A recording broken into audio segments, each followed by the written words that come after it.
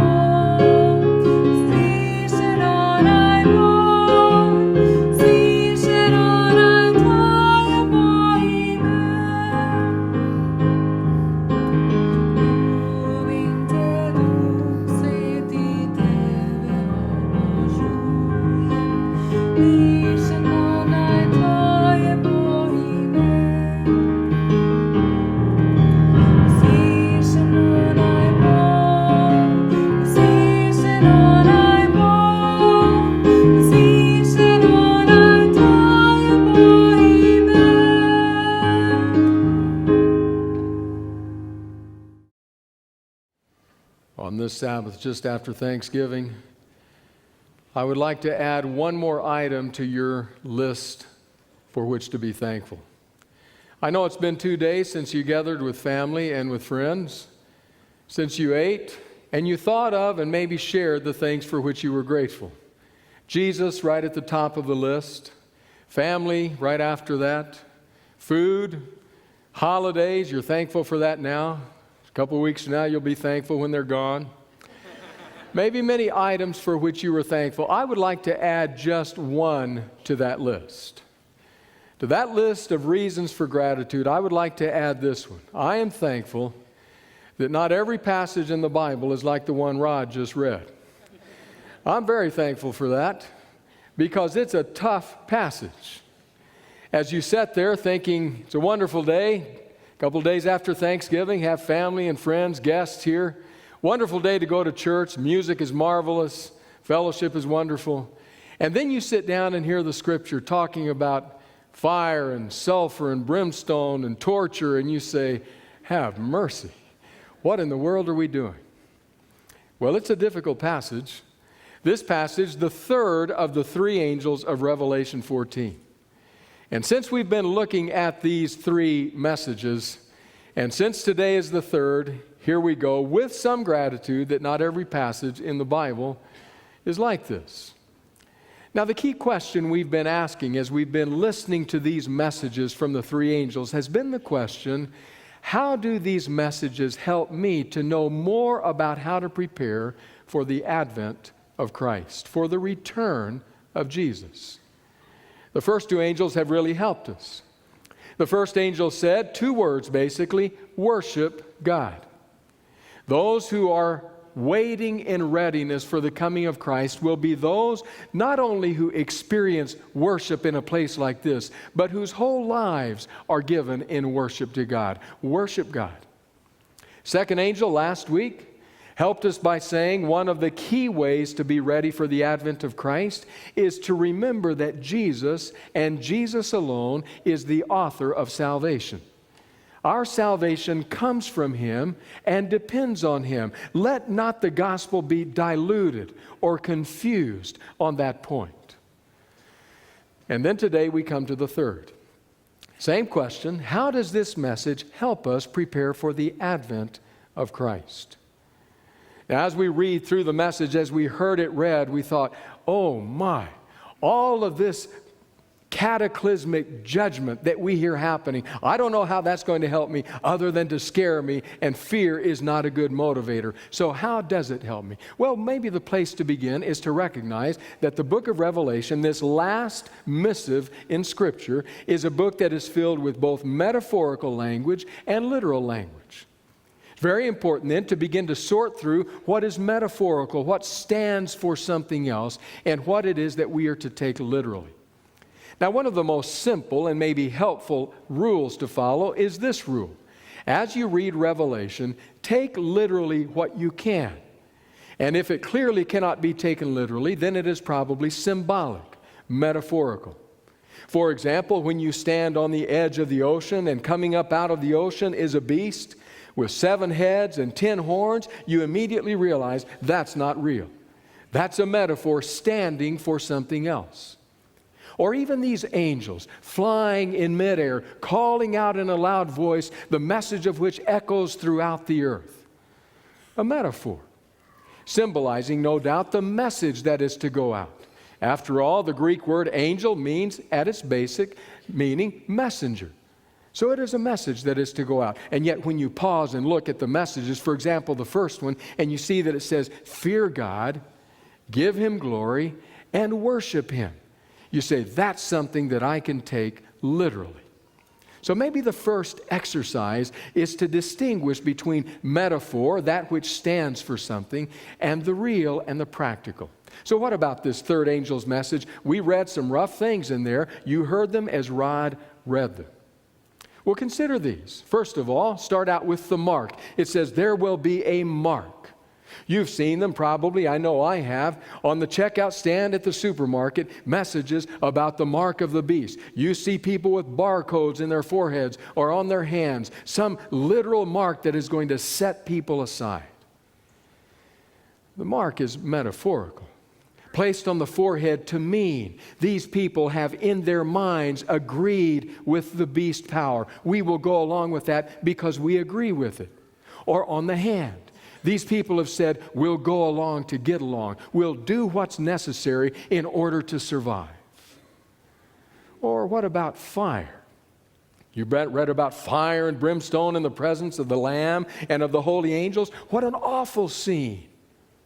Until you pause to consider that the first readers of John's letter, the first ones to hear it, were those who knew what it was to suffer under the crush of imperial Rome's heavy boot as it squashed out their lives. They were the ones who, in front of hundreds and thousands of Roman glitterati, would suffer the vengeance of Rome for their faith. It must have been a profound comfort to them to know that the day would come when God's judgment would rule in their favor, and all the world, all the universe would know, everyone would see it. That day was coming. It must have been a comfort to them. Or what about that smoke of their torment ascending forever and ever? Is that talking about eternal torment and punishment? Well, remember that the book of Revelation is best understood in the context of the Old Testament.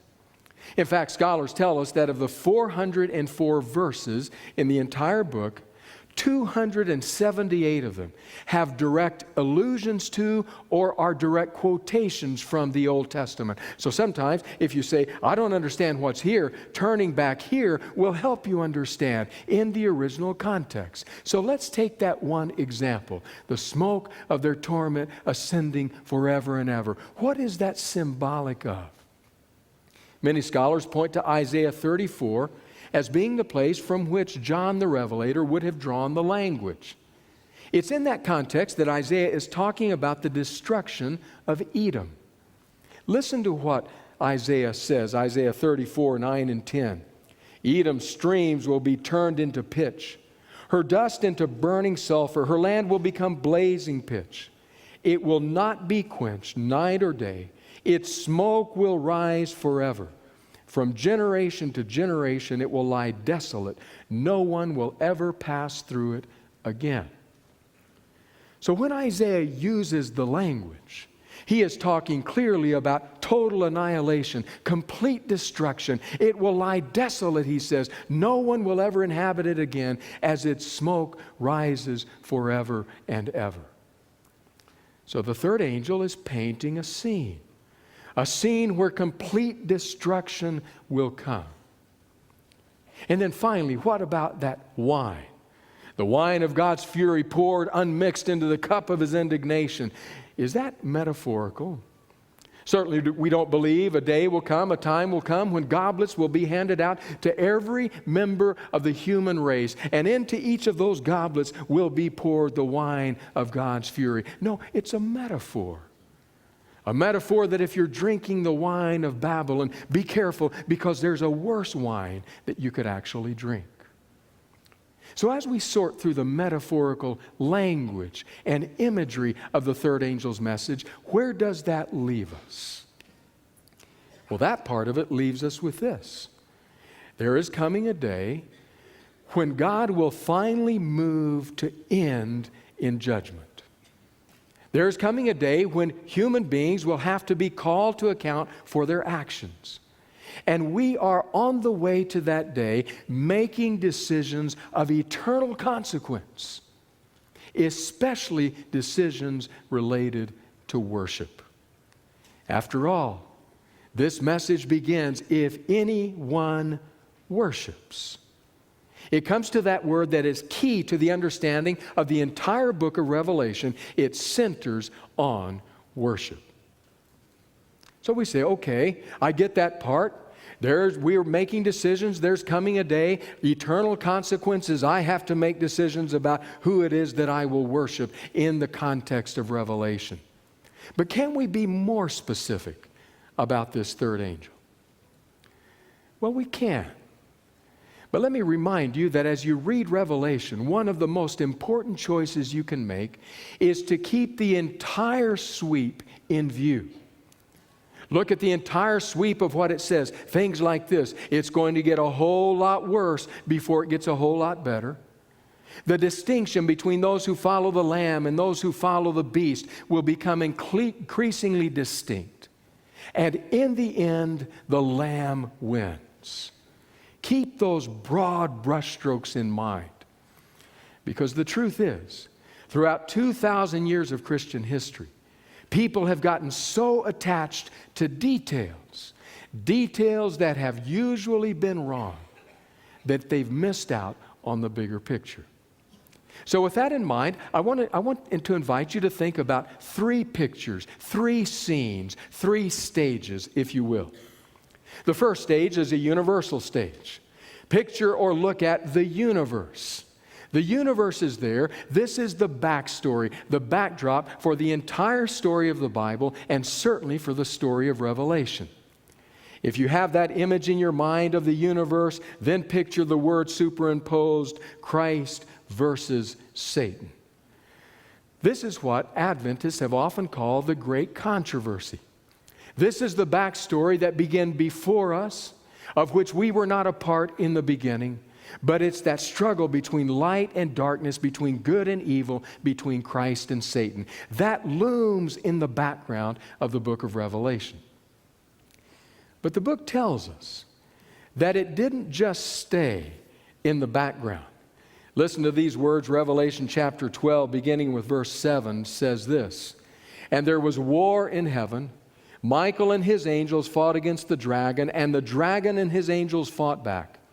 But he was not strong enough, and they lost their place in heaven. The great dragon was hurled down, that ancient serpent called the devil or Satan, who leads the whole world astray. He was hurled to the earth, and his angels with him." So now we move from a universal picture to a global picture. It has just moved closer to us. From that Christ versus Satan view of the universe, we now move to a view of the globe that says the dragon versus the Lamb. Now we get more specifically into Revelation itself. We come closer to what is behind this third angel's message. In other words, those two forces sought agents here on earth, those agents who would carry out their will, further their purposes. Now we come closer to where we live. But that's a reality over which we have no control. It will come even closer to us because the Lamb seeks those who will carry out its will. That's the church, in Revelation often spoken of as the woman. So too will the dragon.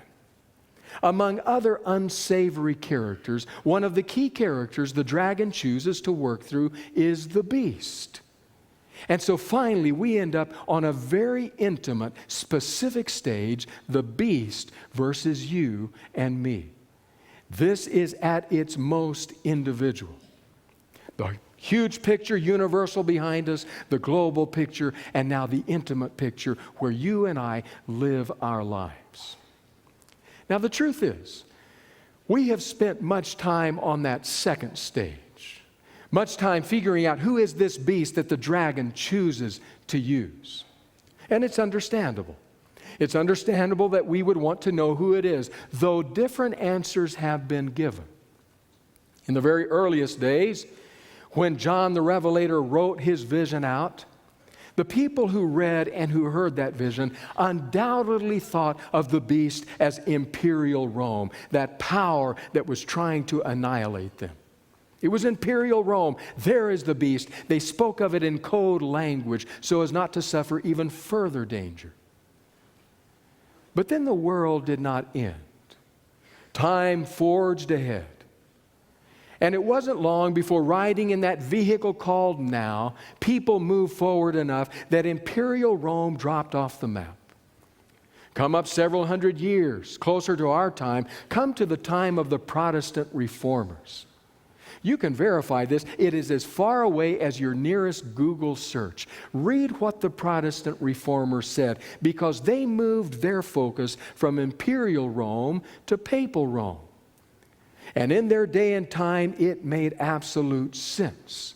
The destructiveness, the clutching on to power, the do-it-yourself religion was very much in evidence. When you do your Google search, be careful. You may not be quite prepared for the white-hot heat of their words, how they characterized this beast power that they saw in papal Rome. And yet time continues forward. Now, we as Adventists are a smaller river out of that great Protestant river. We have drawn deeply from that source and have affirmed that conviction from our very earliest days. But we've been very concerned to identify the beast. Some have said it's something else. If you take the time to look, you will see from the most serious scholarship to the most absurd guessing as to who the beast is. In fact, as I was making preparation for today, I remembered something from 30 years ago, 20 years ago, and I thought, I wonder if that's still around. And so I sat down with Google and I typed in the name Ronald Reagan, and right there, first one that showed up was Ronald Reagan as the beast. And I started looking at that, and sure enough, there were all the old things that were being said back decades ago about Ronald Reagan. Ronald Reagan, they said, was the beast. After all, Ronald Wilson Reagan. 3 names, each has 6 letters. 666. That beast had a deadly wound that was healed. There it was.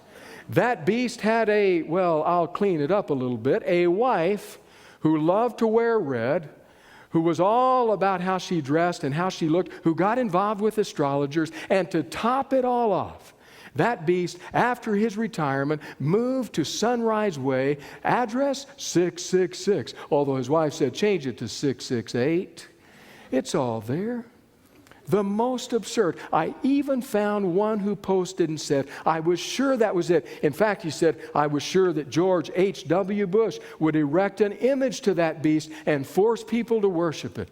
I was so disappointed when he didn't. But then, George W. was elected and my hope was revived. Can you imagine? All kinds of guesses, scholarship, worries. Who is the beast? Let's identify the beast. Be careful for the beast. May I point out something? That dragon who works through that beast is nothing if not wily and cunning, crafty, willing to morph and to change, to disguise, to work through any available agency. Maybe rather than worrying so much about who the beast is, we ought to have a greater concern about how to inoculate ourselves from the dragon's virus. In fact, again, going back a few years now, some of you will remember as it happened back in the 80s. There was a new disease appearing on the scene. It had people deeply worried. This was a disease that would ultimately become known as AIDS. Some of you will remember because you read about it in the paper, saw it on the evening news. Others will remember because you were actually involved in research and caring for patients with AIDS. But it was a vivid reality in the American consciousness and no doubt internationally as well. A lot of uncertainty, many questions, people frightened. How do you contract it? Can you contract it by shaking someone's hand or by a kiss or public restroom or water fountain? A lot of fear going around at that point in time.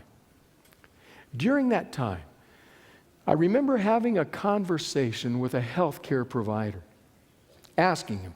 Our conversation turned to what was much in the news at that time, asking him a bit about the AIDS story and what was going on. He said, well, it's been largely evident in 3 groups of people. At that time, that was the case here in this country. It's been largely evident in the male gay community, largely evident in the IV drug abusing community, as well as thirdly evident in those who have hemophilia. Those are the communities in which it has been most evident. So I asked him, well, what about other people? Is there cause for concern for others? He said, well, we don't know much yet about all that causes it and how it spreads and all the rest, but rest assured of this, he said. Rest assured of this. That virus doesn't stop on the way in and ask you, are you part of one of these 3 communities? You're not? Oh, sorry. Well, I'll have to move on. Then let me find somebody who is part of one of those 3. He said, it doesn't do that. That virus will look for any host where it has access. It doesn't matter to which community you belong if it can find access. And as I think back, I almost want to ask, was I talking to a healthcare provider or was I talking to a theologian about the beast? Because make sure you understand that dragon's virus which works through the beast doesn't care what community you happen to be a part of.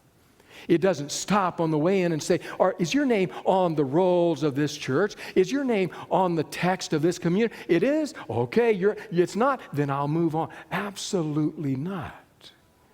It is willing to find a lodging in anyone where there is access. So the question becomes, Where is their access? Are there certain groups or communities that are more predisposed? Absolutely. Those who are all about do-it-yourself religion, or who are about using religion as a powerful tool to oppress others, there are certain groups that are more predisposed, but it will go anywhere it can. What concerns me most is how to avoid the virus. How do I do that? And if that concerns you, then I would say there's good news.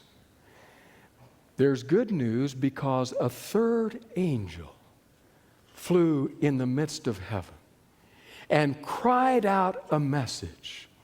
And at the end of that message, when the symbolic language was finished, that angel turned to something that you can take literally and specifically. I want to read you those words, those closing words of that third angel's message, Revelation chapter 14 and verse 12.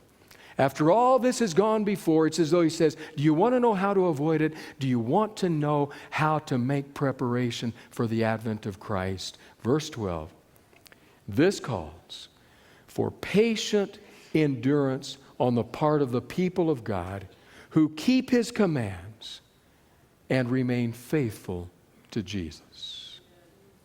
Three things. This calls for patient endurance on the part of the people of God who keep His commands and who remain faithful to Jesus. Do you want to know how to avoid the dragon's virus administered through the beast, regardless of who it is or how it functions?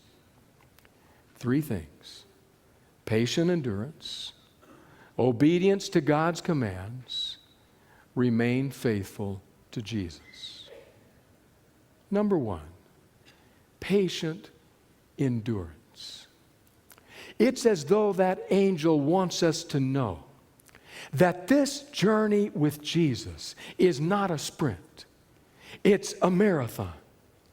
Don't think that it's going to take just some desire and that will get you there. No, he says, it is patient endurance that will be required. It is almost as though John the Revelator is drawing on the imagery of the writer to the letter to the Hebrews when that writer said, let us run with patience the race that is set before us, looking unto Jesus, the author and finisher of our faith.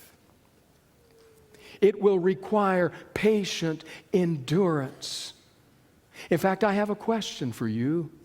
We're almost to December. About 11 months of this year have slipped into the rearview mirror. My question is your walk, is your journey with Jesus deeper today than it was at the beginning of 2012? As you have lived the 11 months of this year, have you opened your heart and your life more fully to Jesus and said more clearly to Him, oh Jesus, be at home in my heart, in my life. Become increasingly comfortable here. Make this your abode. You are welcome to every facet of it. Open the closets, the drawers. Help me clean out that which needs to be cleaned. Just make yourself at home here for the long haul. This is not your hotel, Jesus. This is your abode. Have you deepened in that way with Him? As you look over the last 11 months of this year, is your spiritual life less of an up and down, jagged reality, and has it begun to even out some as you move toward deeper maturity in Christ? As you consider where your journey is with Jesus, can you honestly say it has greater flavors of patient endurance than it ever has before? We're not in a sprint. We are in a long haul race. I cannot tell you if Jesus will come a day, a week, a month, a year, or 100 years from now, but it ought not matter because we're in it for the long haul, regardless of when He returns. That's what's called patient endurance. I love the words of the venerable old Scottish scholar, William Barclay. who reminds us of commitment and patient endurance with these words. It is possible, he writes, to be a follower of Jesus without being a disciple. To be, as it were, a camp-out follower without being a soldier of the King. To be a hanger-on in some great work without pulling one's weight. Once someone was talking to a great scholar, he writes, about a younger man. He said, "So-and-so tells me that he was one of your students." The teacher answered devastatingly, "He may have attended my lectures, but he was not one of my students." There's a world of difference, says Barclay, between attending lectures and being a student. It is one of the supreme handicaps of the church that in the church there are so many distant followers of Jesus and so few real disciples. Real disciples are in it for the long haul. Their lives are characterized by patient endurance. I look at my parents, Bob and Betty Roberts, married 66 years. Their early marriage characterized by a decision that said, we will go straight to the mission field, we will bypass seminary because we believe the coming of Christ is that close. Decades later, here we are. And yet there they are, hearts still faithful, in it for the long haul. The angel said, patient endurance. We sometimes flag our weary souls by saying, it's almost here, it's just around the corner. I have to tell you honestly, I draw back from such language and such imagery because I don't know. And because at an even deeper level, it ought not matter. When He comes, if our lives are characterized by patient endurance. You want to know how to prepare for the Advent? Heed the third angel's message. Patient endurance is number one. Number two is clear. Obey God's commandments. The TNIV says, obeying His commands. Now, we noticed last week something that is keenly important for this statement, and that is this. The gospel and God Himself are not opposed to effort. They are opposed to merit, to earning. But make no mistake about it, if one is to live out the gospel of Jesus Christ that He has worked into our hearts and lives, that requires effort. When it comes time to obey God's commands, make no mistake about it, there will at times be hard choices, at times difficult decisions, at times difficult days that we have to face. But never to earn it. We are accepted as we are in the Beloved. Now, the living out of that will sometimes be a great challenge.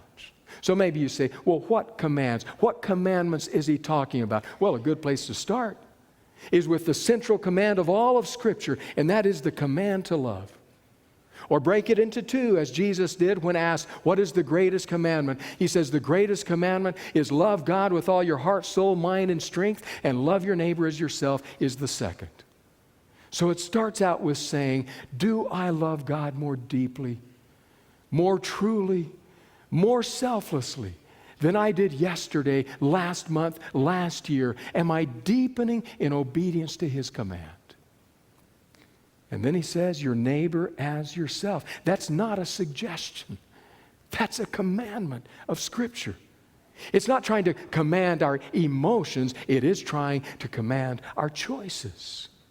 Well, you say, I don't know what all that means. Well, then go to the 10 Commandments. There are 4 at the beginning, talk about loving God. 6 at the end, talk about loving others. And since we're in the context of Revelation, where worship is the key issue, maybe you want to especially pay attention to any commandments that have to do with the worship of the one who created the heavens, the earth, the sea, and the fountains of waters.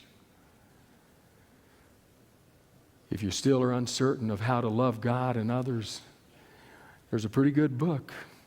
A whole book that helps us sort that out. What does it mean to love? Do you want to be prepared for the coming of Christ? Today you can be. Responding to Jesus by His love and His grace, and then saying, plant within me that virtue, that ethic of love that loves you and loves others and uses love as the touchstone for all of my decisions in life. That will be obeying God's commands. 3 things the angel said: patient endurance, obeying God's commands, and then thirdly, this third one, I would almost say this one summarizes all 3 of them and puts it in a very simple way so that even I can grasp it. That third one, the angel said, remain faithful to Jesus. When you look at the story of Revelation, that story where the Lamb has been so faithful to us, faithful to the point of death, faithful to the point of feeling absolutely cut off from His Father, faithful to the point of resurrection and being able to say, I have the keys of life and of death. He has been utterly faithful to us. Now the call is issued that says, now you remain faithful to Him. Begging the patient endurance of some of you with whom I've shared this, when I think about that remaining faithful to Jesus, my mind goes back. A fair number of years, I was a young pastor, was serving as camp pastor one week at a junior camp. The last day of the camp, Sabbath afternoon, the counselors and other leaders at the camp had planned a special activity for the kids. They wanted them to do something by which they were going to draw an important object lesson at Vespers at the campfire that evening. So here's what they had decided. We're going to go on a hike, fairly long hike, it's about a 5 or 6 mile hike, and we're going to send cabins out one at a time with some very specific instructions. Every cabin will be accompanied by 2 adults. The kids have been told and will be told again and told repeatedly, no matter what happens, stay with your counselor. No matter what anybody says, stay with your counselor. No matter who else may come, join you, say anything else, stay with your counselor. Very clear instructions. What the kids did not know was that they had gotten together with those of us who were the second adult in each group. And they had told us, now we want you to do something very important to the object lesson we're going to draw later. We want you all to try to draw away those kids, get them to follow you and leave their counselors. So I can do that. I'll be happy to try that. And so they got everything ready, and then they started sending them out, one cabin at a time. We were a ways down the list, but our moment finally came. We were ready to go. Off we went on the hike, following the trail. We had one child in our group that had apparently sprained his ankle earlier in the week. Couldn't walk very fast. Was kind of hobbled as we went along. I quickly realized this is going to be a very long hike with this child going that slowly. So about 100 yards in to the walk, I took off running, turned and shouted over my shoulder, this is going to take us way too long. We've got to beat the others back. Let's go. And I took off running. I hardly dared to look back and see if any had followed me. But when I did, with the exception of the injured child, every child was running after me. Every single one. Off we went down the path, running, racing to get there first. Do you know that on that walk, we passed counselor after cabin after counselor, every single one of which had faced defections. We passed 1 or 2 counselors walking by themselves. The instructions were very clear. No matter what happens, no matter who says anything, stay with your counselor. When we got back and they found out, they were livid. They looked at me and said, "But you're the pastor." I said, "Yeah." And the angel flew in midair and said, no matter what happens, no matter what the dragon does, no matter what the beast does, no matter what churches say, no matter what humans may write or do, stay with your counselor. Don't allow anything to cut you off. Anything that anybody says, don't allow that to happen, says the angel, because the reality is it's all about Jesus and you. There is the big picture, Christ versus Satan. You can't make a difference there. There's the bigger but not as big of a picture that says the lamb versus the dragon. You can't even make a difference there. But when it comes down to you and the beast, stay with your counselor. Do not allow anything to come between you. As that writer to Hebrews said, run with patience the race, fixing our eyes on Jesus, the author, the perfecter of our faith. They remain faithful to Jesus, said the angel. And in remaining faithful to him, there was born within them a patient endurance that expressed itself in obeying the commandments of God. I don't know about you. I would love to see him face to face just as soon as is possible. But I can tell you this. It is the settled purpose of my life, no matter when that occurs, to stay with my counselor.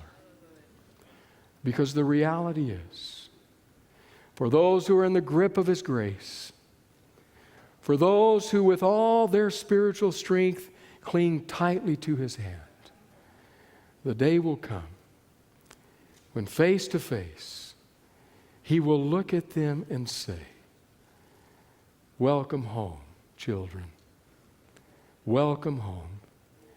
Inherit the kingdom prepared for you from the very foundation of the world.